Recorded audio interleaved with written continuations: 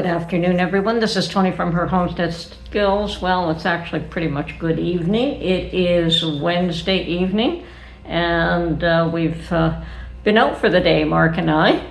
I had asked him to take me to dispose, to perhaps sell an item, a 686 that I've had for a number of years now. It's in perfect shape, and it's a bit of a drive to the folks that we wanted to take it to. So Mark was quite willing to take me up there. Now, we have sold a few other pieces in the past, and I figured, well, if I sell this one here, which I'm not using very much anymore, we might certainly replace it with something down south.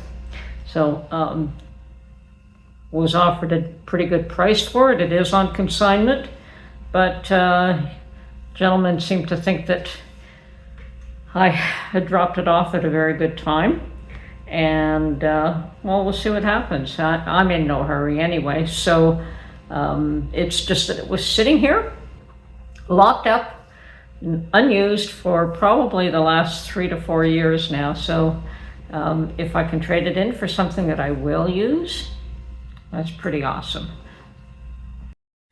Well, by now everybody has watched the Prime Minister of Canada and the President of the United States in their so-called initial meeting.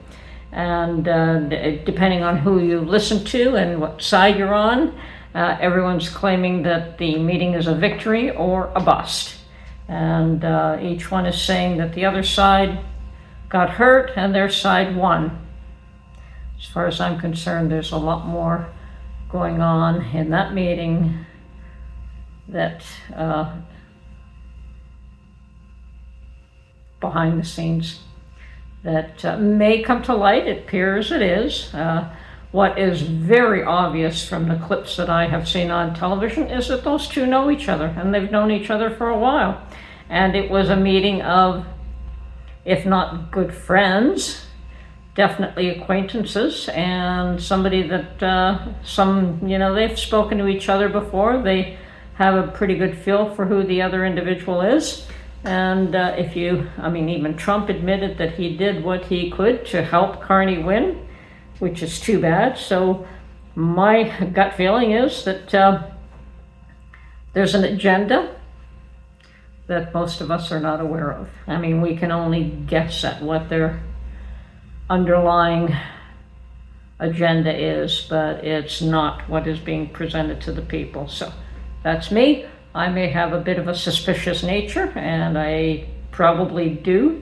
On the other hand, there seems to be an awful lot to be suspicious about. There's, it's coming to light that there definitely was some business dealings in the past with those, at least the family and our new illustrious Prime Minister. But I'm sure that everything will come to light. It always does, one way or another. Everything is exposed. The dark shall be. When you shine the light on the dark, all the lies and all the dealings that nobody wants you to know about are exposed, and they will become unhidden.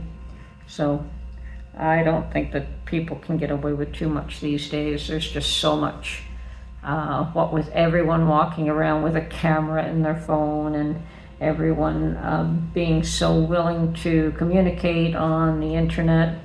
There's just mountains and mountains and mountains of data that are constantly being cycled, and there's no such thing as shutting people down, controlling the narrative. I mean, the whole thing of misinformation, disinformation was just an attempt to control the narrative, which they've been doing forever. But that whole thing is collapsing. And as far as I'm concerned, you just have to look at the interaction between those two to know that they know each other. And it may have been presented as an initial meeting, and it may have been initial meeting as two men in those positions that they're currently in now, but it's not their first meeting. Not a chance. Anyway, we'll see what the future brings there.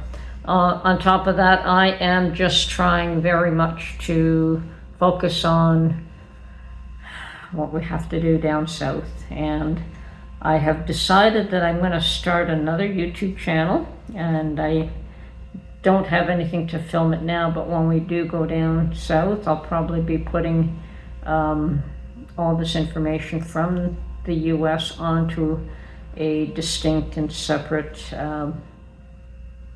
YouTube channel. I think that it's going to be so different. You know, I mean, I do have a few videos. I could move them over to that channel now, but you lose from moving them over. So from here on in, when I go down south, those videos will be applied to the new channel, and then when I'm up here doing things here, they will be applied to her homestead skills.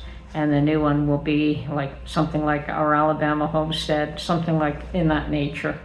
It's almost done. It's almost ready to go, but I have no videos to post yet, so there is nothing to show, but I will make it available as soon as our first trip down there again. So that's the news here. Still working on things that we have to do, things that we want to gather for the next trip. That seems to be first and foremost on both Mark and I's mind, like what do we need to do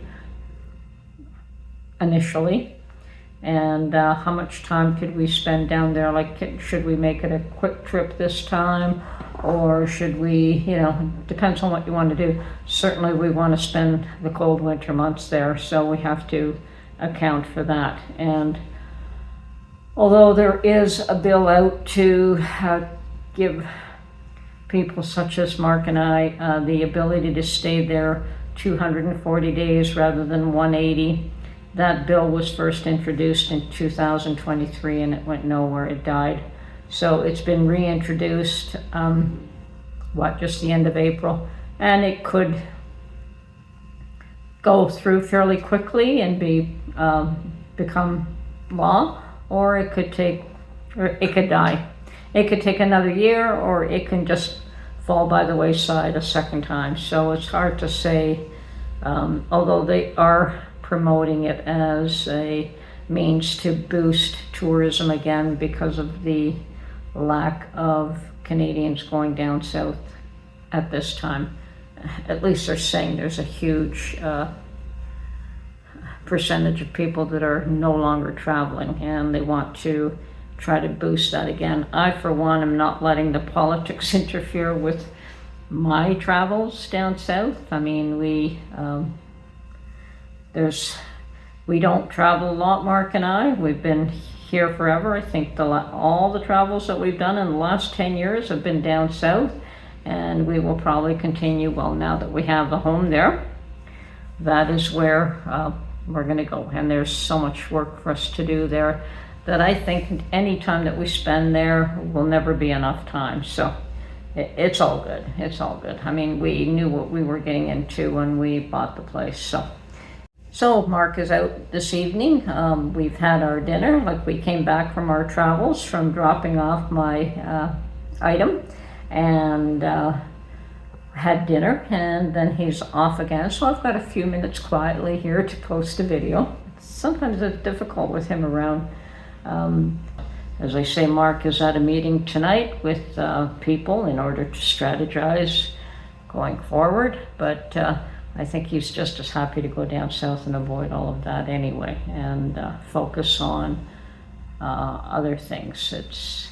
I think he did that for about 10 good years, and it's just been a losing battle the whole time. So maybe people will suffer enough that they'll wake up. I mean, that's, I think, what happened in the US was that Biden was so ugly and did so many horrible things to the population that people eventually woke up, and we just might have to face that in Canada as well. So now, trying not to get too political, and it's not all just political. It's, you have to be careful with what's happening. You have to keep an eye on what's going on. You have to be aware of how it's going to affect you, whether you're going to have enough economical stability or food on the table. I mean, all these things you have to keep an eye on because things could change on a dime. We saw that before with the COVID. There's no security. There's no security. The future is not secure. This government is not looking after our interests, and I don't know what government actually is. I think that in the end, it's promoting their own ideals, their own, and if we happen to get lucky enough that it doesn't affect us badly, wonderful, but most of us are, we try to trudge through life and stay as happy as we can. Well, folks, it's weather's warming up, and I did plant some little tomato seedlings, and they're just starting to come up, which is wonderful, but by this time they should be had I been here earlier and could have dropped some seeds. I just put them in some big flower pots that I have here, so I'll be digging them up and planting them in the garden before too much longer, but they still have to get to at least a few inches tall before I pull them out of here. But if I leave them alone, just water them, give them enough sun, they should be healthy enough to transplant, although they'll be tender.